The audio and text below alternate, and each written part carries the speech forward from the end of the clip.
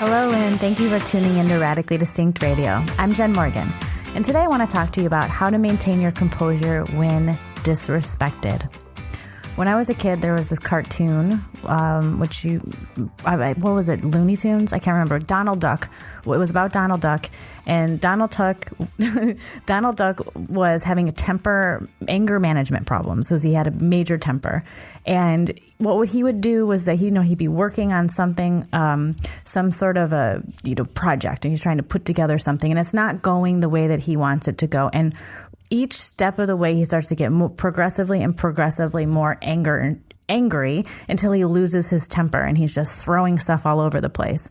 And while that could be quite funny to watch, what was really happening was that he was pushing his girlfriend away, what's her name? Daphne Duck. I think that was her name. Anyways, and so Donald Duck had this strategy that he started to use where he would count down from 10 to 1. And that during that countdown, he would slowly become less and less angry. Maybe you're in a work environment where people are very disrespectful with one another, or we're getting ready to be in the holidays, and once in a while there can be a family member or two that you might have some past history with who hasn't always been the kindest to you. So maybe they rub you the wrong way at the wrong time, and before you know it, you've completely lost your mind and you're saying things that you wish that you didn't say. So in those moments when you're dealing with a person who's just got under your skin in such a way, you need a more sophisticated strategy than just counting down from 10. And I created one for some women that I was working with. I work with executive women, and they often come across a situation in a boardroom or with male colleagues where they're supposed to be the person above them. They have people who report to them, these men that report to them, but this way that they would talk to them. So they needed a tool that was like counting down from 10. So I created what is called the Venus flytrap. The Venus flytrap is a tool for helping you maintain your composure in those moments where you've just been triggered by somebody and their disrespectful tone.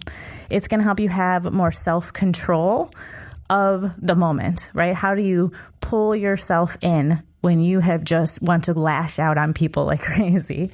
And the reason why you would want to use this and why you want to be able to maintain your composure is because it's in those moments where you have been pushed really far, where the next thing that you say is going to really be a statement about who you are. We can do all kinds of work telling people what our brand is all about. But in the end of the day, it's how we show up in the world in the moments that matter that actually tell people who we are and what we're all about. And unfortunately, a lot of those times, it's when we have been the most pushed, where we either going to come out of that as a leader, being able to manage our brand, or we're going to come out of that thinking for the next 2 weeks, I wish I would have said this. I wish I would have said that. Okay. So the Venus flytrap. Let me tell you how to do the Venus flytrap. What you're going to do, first of all, you have to imagine yourself with an energy bubble around yourself. Just when you're communicating with another person, if that energy bubble is permeable, meaning, energy goes out, energy comes in, right? You can go through this bubble. That's generally an open state. You're open up at that point. And when you're trying to communicate and you're trying to get things out there, the more open you can be, the better your communication is. So oftentimes when we're really open like that and someone comes and says something to us when we weren't expecting it, that's when it hurts the most, because we weren't prepared. We didn't have our fighter stance on. We're all open with our energy space. So I want you to imagine this energy space that you have. And then I want you to imagine that this person who is disrespected you has a stinger. They just took this stinger and they pushed it into your energy bubble, and they're trying to poke a hole in your energy space. Now, what you do when that happens, what we all do, is we close down. We actually physically close down our energy space. So what I want you to do is imagine that you all of a sudden have this Venus flytrap claw that you're going to close, because you're doing it anyway. So I want you to become physically aware of what you're doing. And the way I want you to imagine this claw, how it works, is like a zipper that goes from your perineum all the way up to right above your mouth. It has to go up to the top of your nose so that you don't say anything. So you're going to close down the Venus flytrap like it's a zipper from perineum all the way up to your nose. And in that space, that's the pause, right? That's your countdown. That's where you're becoming aware of your physical desire to kill somebody. That's what you're doing. You're physically touching it. Then what you're going to do is you're going to zip the zipper down from your nose to your heart. The reason why you want to open up this space is because the next thing that you're going to do is you're going to communicate, or you're going to decide that you have to take care of yourself and leave. And in order to do that well, you have to be open, but not all the way open. Don't zip all the way down because you just got attacked. Just down enough so that you can get in touch with the way that you feel and come from a place of openness. So that's how you use the Venus flytrap. I have a lot of clients who, the more you start to become aware of this tool, the more you become aware of your physical body and how it shapes the way that you communicate. And in order to become aware of it, you have to actually feel it. Now, there's a few things that you need to know, or we need to talk about before this will actually work for you.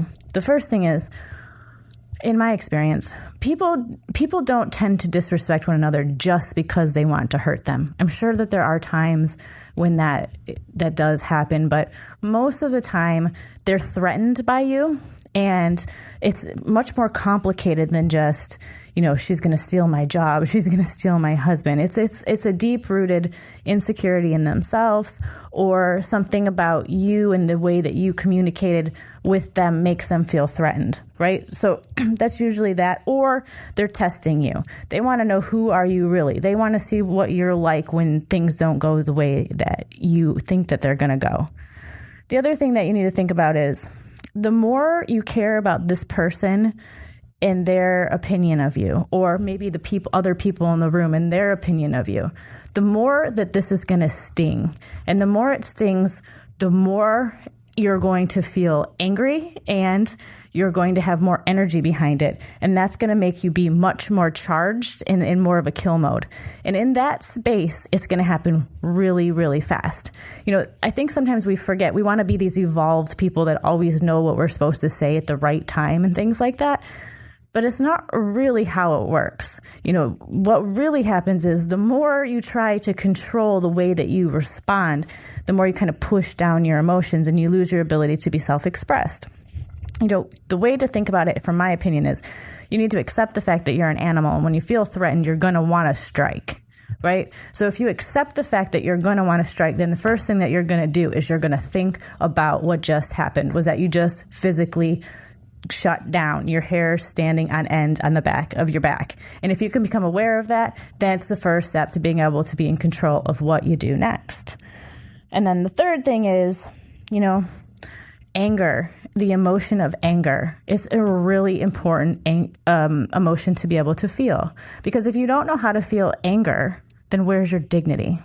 Sometimes you really do need to get angry in order to leave a situation that's not working for you, in order to get the raise that you want. Anger is a very important emotion, and I think that we spend a lot of time feeling ashamed that we get angry, and like all of a sudden it's no longer okay to be in an argument with somebody and to be angry. So you have to accept the fact that anger is something that is needed and will help you get what you want. It's just, how do you express that anger? Sometimes you need to walk away so that you can come back and communicate effectively on your own behalf. Well, that's what I got for you today. The Venus flytrap. How to maintain your composure when you feel that you've just been disrespected.